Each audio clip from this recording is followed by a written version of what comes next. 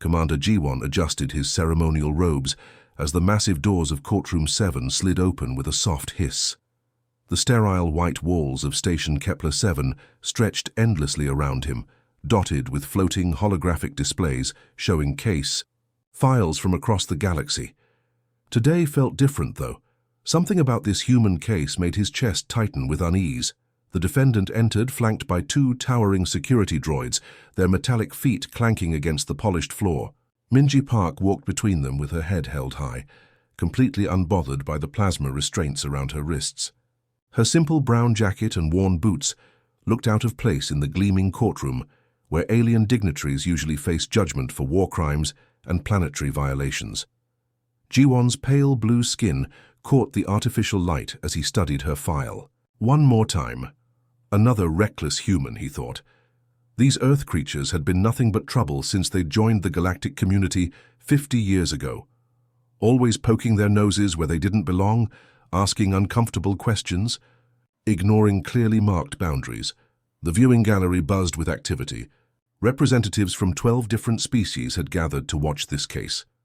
The Zephyrians sat in the front row, their golden eyes reflecting nervously in the light. Behind them, a group of Altarian merchants whispered among themselves, their tentacles writhing with excitement. Even the usually stoic crystalline collective had sent observers, their faceted bodies refracting rainbow patterns across the walls. Case number 47 Alpha 9, G1 announced, his voice echoing through the chamber's acoustic enhancers. The defendant stands accused of violating Section 12 of the Non-Interference Directive, specifically unauthorized documentation of protected colonial territories. The holographic evidence materialized above the courtroom. Footage showed Minji's small spacecraft, the Wanderer, approaching the outer rim of Zephyrian space. The ship looked tiny compared to the massive defense platforms surrounding the restricted zone. Somehow she had slipped past sensors that should have detected even a grain of space dust. The accused bypassed 3 separate security checkpoints, G1 continued, watching the footage with professional detachment. She then spent 14 standard days recording activities on Zephyrian Colony 7, despite clear warnings that the area was off-limits to all non-council personnel. Minji's lawyer, a nervous betazoid named Kale, shifted uncomfortably in his chair. His species was known for reading emotions, but humans remained mostly unreadable to them. Kale had warned Minji that her case looked hopeless. The evidence was overwhelming, and Commander G1 had never shown mercy to humans before. The prosecution's case unfolded with mathematical precision. Security footage showed Minji's ship entering restricted airspace. Satellite data tracked her movements across the colony's surface. Her own equipment had recorded hundreds of hours of material that she had no legal right to possess. Furthermore, the prosecutor, a sleek Arcturian with silver skin, added with obvious satisfaction, the defendant made no attempt to hide her activities. She operated in broad daylight, almost as if she wanted to be caught. G1 nodded approvingly. Open and shut case. Humans always thought they were above galactic law. This one would learn otherwise. Defendant Park, he said, his voice cutting through the courtroom's murmur, you have been found guilty of violating the Non-Interference Directive. The evidence against you is overwhelming and undisputed. The security droids hummed softly, their sensors locked onto Minji in case she tried to run. But she didn't move. She just stood there, watching G1 with those dark, intelligent eyes that seemed to see right through him. So you will pay a fine of 50,000 credits for unauthorized recording in protected space, G1 declared, his pale blue skin gleaming under the artificial lights. The amount was substantial, enough to bankrupt most independent filmmakers. Additionally, all recorded materials will be confiscated and destroyed. He had overseen thousands of similar cases, humans who thought the galaxy was their personal playground, available for their entertainment and profit. They never learned. They kept pushing boundaries, ignoring warnings, treating sacred spaces like tourist attractions. But Minji didn't flinch at the sentence. She didn't protest or beg for mercy like most defendants did. Instead, she took a step forward, her restraints chiming softly. "Commander," she said, her voice clear and steady despite the packed courtroom watching her every move, "I believe you should review my credentials before finalizing that judgment. The simple statement sent a ripple through the gallery. Several aliens leaned forward in their seats. Even the crystalline observers stopped their constant humming. Something in Minji's tone suggested this case wasn't as straightforward as it appeared. Ji-won felt his confidence waver slightly. In all his years presiding over this courtroom, no human had ever spoken to him with such calm certainty. They usually begged or threatened or tried to bargain. This one just stood there waiting, as if she held cards that nobody else could see. Ji-won's confidence began to crack like ice under pressure as his aide Hyun rushed toward the judge's bench. The young Altarian's tentacles were practically vibrating with urgency as he clutched a datapad against his chest. His normally calm demeanor had completely vanished, replaced by something that looked almost like panic. "Sir," Hyun whispered, leaning close to Ji-won's ear while trying to shield the datapad from the courtroom's view, "we have a problem. A very big problem." The holographic displays around the courtroom continued cycling through the evidence against Minji, but Ji-won found himself distracted by the tremor in his aide's voice. In 3 years of working together, he had never seen Hyun this shaken. The Altarian species was known for their emotional stability, yet here was Hyun practically shaking. "What is it?" Ji-won muttered, keeping his voice low while maintaining his authoritative posture for the gallery's benefit. The various alien species watching from the viewing area were already whispering among themselves, sensing something had shifted in the courtroom's atmosphere. Hyun's datapad flickered as he pulled up Minji's expanded file. The information that appeared made Ji-won's pale blue skin turn an even lighter shade. His heart began beating faster as he read the credentials that had somehow been buried in the initial case summary. Dr. Minji Park wasn't just any human filmmaker with a camera and a reckless attitude. She was the director behind Hidden Worlds, the documentary series that had shaken the entire galactic community to its core over the past 5 years.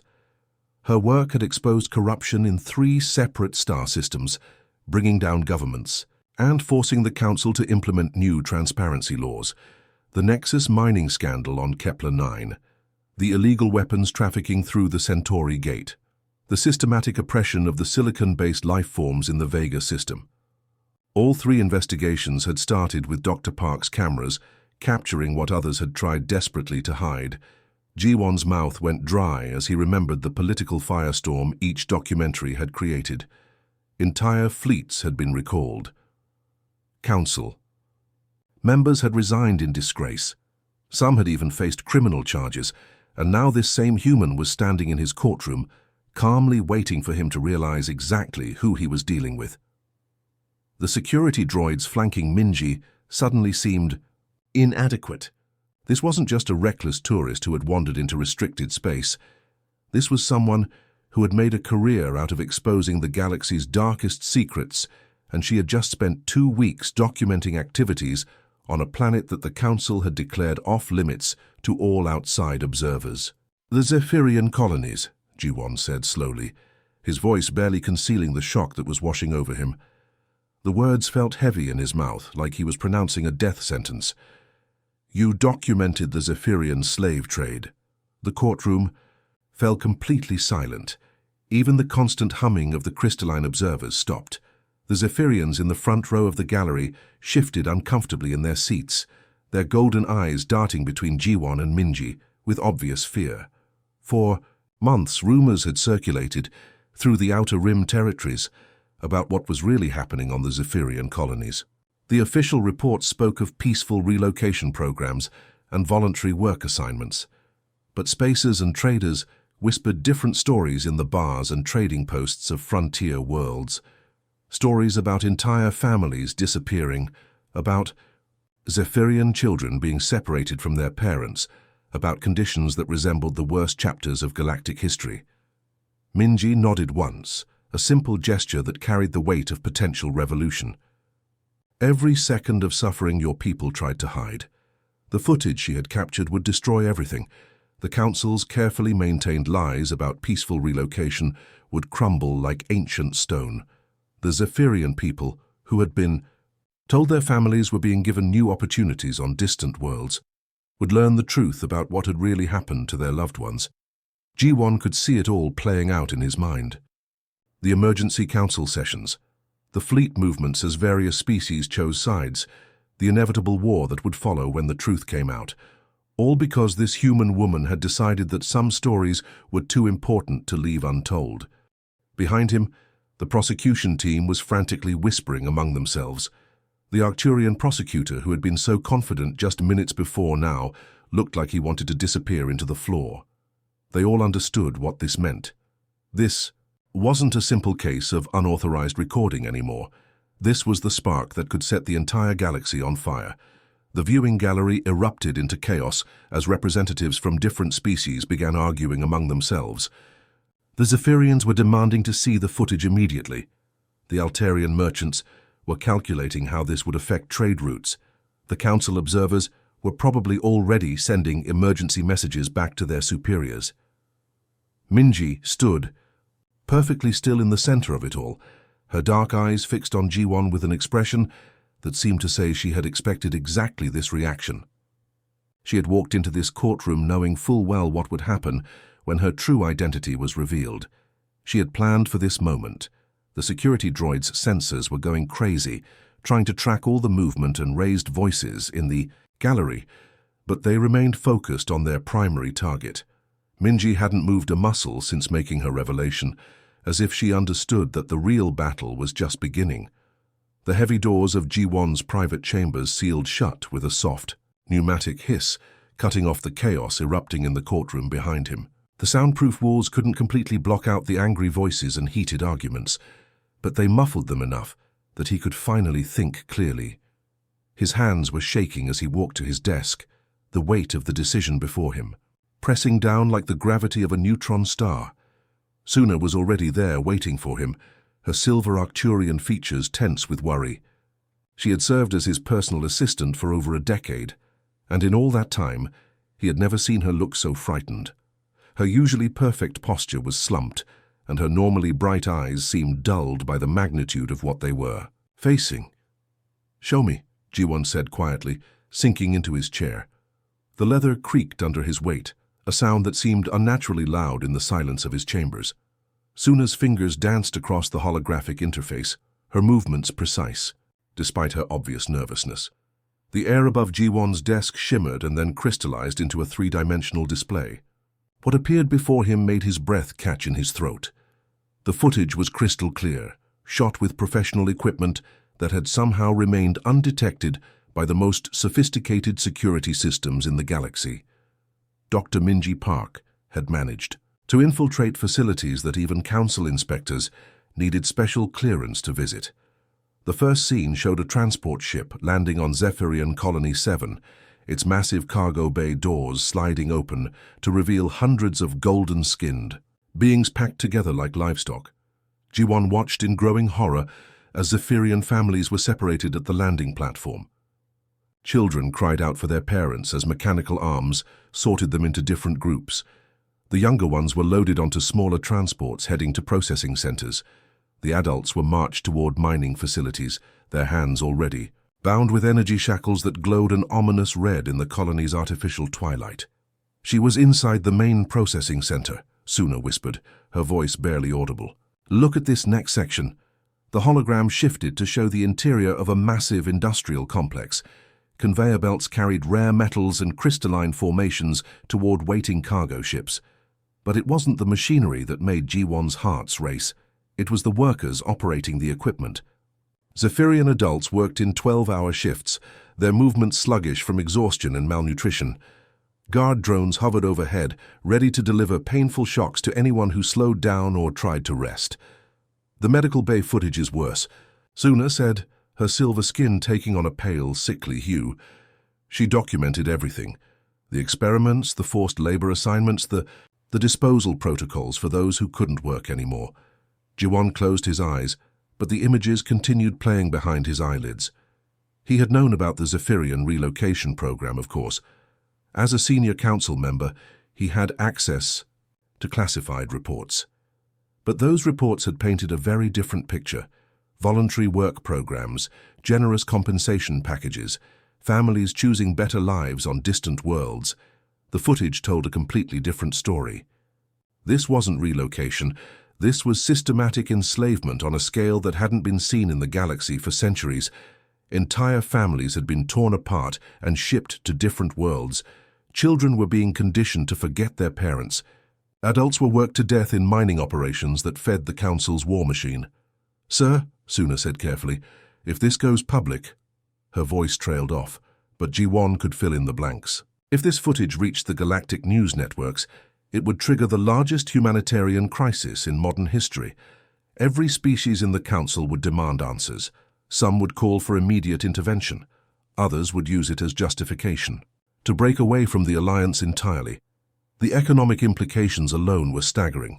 The Zephyrian mining operations provided nearly 30% of the rare metals needed for starship construction. If those facilities were shut down, it would cripple space travel throughout the outer rim. Trade routes would collapse. Entire colonies would be cut off from supply lines. But beyond the politics and economics, there was something else that made Ji-won's chest tighten with an emotion he couldn't quite name. The human woman who had captured all this footage had risked everything to expose the truth. She had infiltrated the most secure facilities in the sector, knowing full well that discovery would mean death or worse. Dr. Minji Park had used equipment that barely qualified as a spacecraft to reach Zephyrian space. Her ship, the Wanderer, was a civilian vessel with minimal shielding and basic life support, yet somehow she had avoided detection by patrol fleets, bypassed quantum encryption barriers, and documented weeks of footage without being caught. The more Ji-won watched, the more amazed he became. She had hidden cameras in air vents barely wide enough for a maintenance droid. She had posed as a supply worker to gain access to restricted areas. She had even managed to interview several Zephyrian prisoners, their testimonies providing heartbreaking context to the visual evidence. "Look at this sequence," Suna said, advancing the footage to show Minji herself on camera. She was crouched in what appeared to be a maintenance tunnel, speaking directly into her recording device, while explosions echoed in the distance. Day 14. Minji's voice was steady despite the danger surrounding her. "Security forces are conducting random sweeps of all civilian areas. I've documented everything I can, but extraction is going to be difficult. If something happens to me, make sure this footage reaches the right people. The Zephyrians deserve to have their story." Told humans weren't just reckless, Ji-won realized. They were impossibly brave in ways that other species couldn't understand. While his own people had been content to file reports and maintain plausible deniability, this human woman had risked her life to shine light into the darkest corners of galactic civilization. The decision hit Ji-won like a plasma bolt to the chest. His pale blue fingers hovered over the emergency broadcast controls built into his desk, trembling as the weight of what he was about to do settled over him. Everything he had worked for, his entire career, his species standing in the galactic community, all of it would be destroyed in the next few seconds. But those images wouldn't leave his mind. Zephyrian children reaching through energy barriers, for parents they would never see again. Families torn apart by machines that calculated profit margins instead of measuring suffering. His own people, the ones he had sworn to serve with honor, had become monsters while he looked the other way. "Sooner," he said quietly, his voice barely above a whisper. "Patch me into the emergency broadcast network. All channels, all frequencies. Override every entertainment program, every news feed, every communication stream in council space." His assistant's silver face went completely pale. "Sir, that protocol is only authorized during galactic emergencies. If you use it without proper clearance from the High Council—" "I know what it means," Ji-won cut her off gently. His decision was made. There was no going back now. Suna's hands moved across the controls with practiced efficiency, despite her obvious terror. Warning lights began flashing throughout his chambers as the station's communication array powered up to maximum output. The energy requirements for a galaxy-wide broadcast were enormous, drawing power from the station's main reactor and causing lights to flicker throughout the facility. "Broadcasting in 30 seconds, Suna announced, her voice steady despite everything falling apart around them. "All council networks are being overridden. Emergency channels are being activated on every inhabited world, from the core systems to the outer rim. Jiwon stood up from his desk and walked to the massive viewing port that dominated one wall of his chambers. Through the transparent aluminum, he could see the vastness of space stretching out in all directions. Somewhere out there, billions of beings were going about their daily lives, completely unaware that everything was about to change. 10 seconds, Suna called out. The broadcast began with the standard council emergency signal, a deep tone that automatically activated receivers on every registered device in the galaxy. On millions of worlds, beings stopped what they were doing as their screens flickered to life with the unmistakable symbol of Galactic Emergency Protocol. Then Minji's footage began to play. The reaction was immediate and devastating. On Altair Prime, the main government complex erupted into chaos as officials tried to understand what they were seeing. On the crystal cities of Rigel 7, the normally peaceful crystalline collective began resonating at frequencies that shattered windows across 3 continents. Even in the depths of space, cargo ships and passenger transports found their crews gathering around viewscreens in shocked silence. The footage Jiwon had chosen to broadcast first was the most powerful sequence from Minji's documentary. It showed a Zephyrian family being separated at the processing center, with audio that captured every heartbreaking moment. The father's desperate pleas in his native language were subtitled in 17 different galactic languages, ensuring that every species could understand his pain. Within minutes, the station's communication array was overwhelmed with incoming messages. Emergency channels lit up like stars as planetary governments demanded explanations. Military commanders requested immediate orders. News organizations begged for confirmation that what they were seeing was real. But the most powerful reactions came from ordinary citizens across the galaxy. On Earth, human settlements organized massive protest rallies before the broadcast had even finished. On Beta Z, the empathic population was driven to collective anguish by the emotional resonance of the footage. Even the normally isolationist species of the far colonies began transmitting messages of support for the Zephyrian people. The security alerts began blaring throughout Station Kepler 7 as the implications of Jiwon's decision became clear. Emergency protocols activated as council fleets throughout the galaxy began receiving conflicting orders. Some commanders demanded immediate arrest warrants for Jiwon and Minji. Others announced they would no longer participate in operations involving Zephyrian territories. "Sir," Suna called out over the growing chaos, "we're receiving reports of fleet defections in 7 different sectors. The Starfire battle group has announced they're breaking formation to investigate Zephyrian Colony 7. 3 more cruiser squadrons are requesting permission to join them." Jiwon wasn't surprised. Military personnel were trained to follow orders, but they were also sworn to protect innocent life. The footage he had broadcast showed clear violations of every treaty and moral code the galactic community had established over centuries of cooperation. The door to his chambers suddenly burst open as security forces stormed in, their weapons drawn and energy shields crackling with power. Behind them came Minji, still in restraints but no longer flanked by the calm security droids. Instead, she was being escorted by nervous guards who clearly didn't know whether she was a prisoner or the most important witness in galactic history. "Commander Jiwon," the security chief announced, "you are under arrest for violation of emergency broadcast protocols and unauthorized disclosure of classified information." But before anyone could move, another wave of alerts flooded the station's systems. Reports were coming in from across the galaxy of spontaneous liberation movements forming on dozens of worlds. Human cargo ships were being diverted to Zephyrian space, loaded with medical supplies and rescue equipment. Even civilian vessels were joining the growing fleet of ships heading toward the restricted colonies. "You've started a revolution," Jiwon told Minji as the emergency alarms blared throughout the station, their red lights casting strange shadows. Across the walls of his chambers, Minji shook her head, her dark eyes meeting his with that same calm determination he had seen in the courtroom. "No," she replied, watching as her equipment was being gathered by the security team. "I just showed them what you were afraid to see."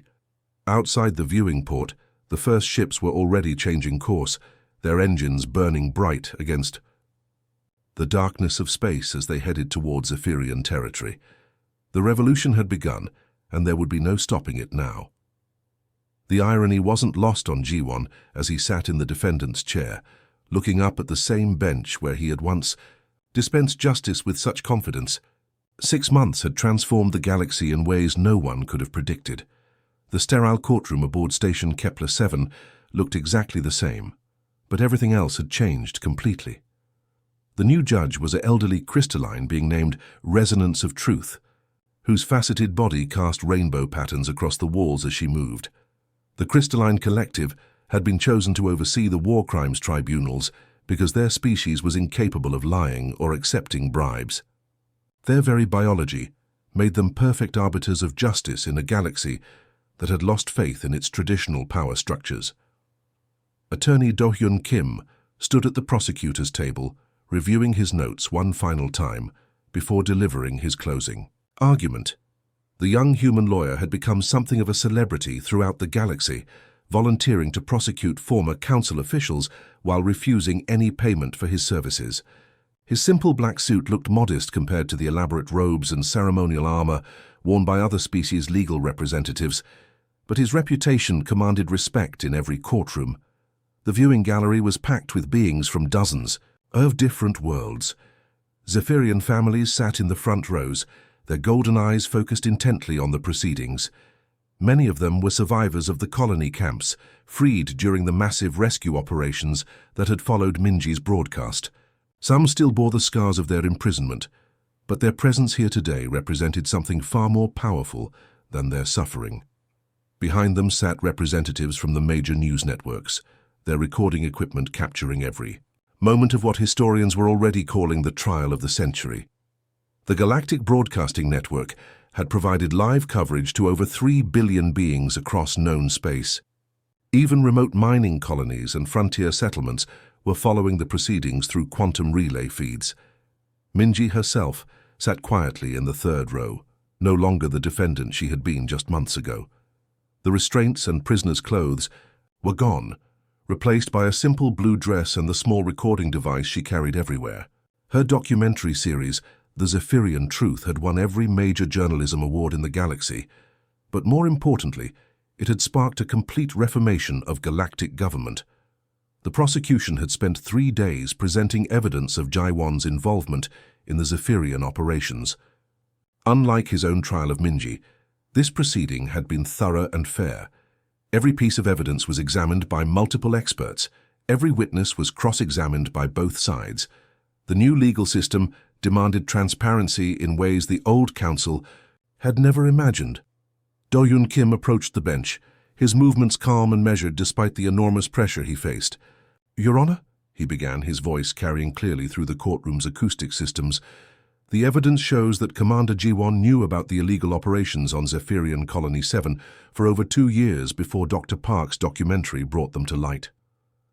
The holographic displays showed classified council reports that had crossed G1's desk, each one containing subtle references to the true nature of the colony operations. Shipping manifests that listed Zephyrian workers as industrial equipment, medical reports that described deceased prisoners as decommissioned assets. The language had been carefully chosen to hide the truth, but the meaning was clear to anyone who bothered to look.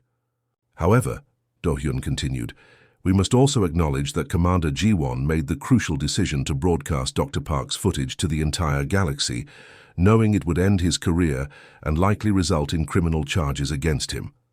This was the part of the trial that had generated the most debate throughout the galaxy. Legal experts couldn't agree whether G1's final act of conscience should excuse his years of willful blindness. Some argued that his broadcast had saved thousands of Zephyrian lives and deserved consideration as a mitigating factor. Others maintained that good deeds couldn't erase complicity in genocide. The courtroom fell silent as Judge Resonance of Truth began to speak, her crystalline voice creating harmonic frequencies that seemed to resonate in everyone's bones. "The defendant has been found guilty of negligent oversight and failure to report crimes against sapient beings. However, the court recognizes that his actions in broadcasting the documentary evidence prevented further atrocities and enabled the rescue of approximately 40,000 Zephyrian prisoners. Ji-won closed his eyes as he heard his sentence. 5 years of community service, working directly with Zephyrian rehabilitation centers. No prison time, but no return to his previous position of authority either. He would spend the next phase of his life helping to rebuild the lives he had helped destroy through his inaction. As the gavel fell and the courtroom began to empty, Ji-won found himself face to face with Minji for the first time since that chaotic day when everything had changed. She had waited for him near the defendant's exit, her dark eyes reflecting the same calm determination he remembered from their first encounter. "Dr. Park," he said quietly, unsure what else to say to the being who had turned his world upside down. "Just Minji," she replied with a slight smile. "I wanted to thank you. What you did that day, broadcasting the footage, it saved more lives than we'll ever be able to count." Ji-won shook his head slowly. "I should have acted sooner. I should have investigated those reports years ago instead of filing them away and pretending everything was normal." "Maybe," Minji agreed. "But you did act when it mattered most. That's what humans call courage, even if it comes late." As they spoke, the news feeds were already broadcasting updates from across the galaxy. The Zephyrian homeworld had been restored to its people. The illegal mining operations had been shut down and converted into legitimate businesses that paid fair wages. Former prisoners were being reunited with families they thought they would never see again. More importantly, the entire structure of galactic government had been reformed. The old council system, with its secret decisions and classified operations, had been replaced by a transparent federation where every major decision required public debate and approval. Humans had been instrumental in designing the new system, their concepts of democracy and individual rights spreading throughout civilized space. Looking back at the viewing gallery one last time, Ji-won saw beings from dozens of different worlds, sitting together, watching justice being served with their own eyes, instead of simply trusting that someone else would handle it properly. This was what Minji's courage had ultimately created, a galaxy where the truth could no longer be hidden, where the powerful could no longer ignore the suffering of the powerless. Humans weren't just another species among the stars, Ji-won realized, as he prepared to begin his new life of service. They were the conscience the galaxy never knew it needed, the voice that spoke up when everyone else stayed silent. And perhaps that was the most important discovery of all. The Ender.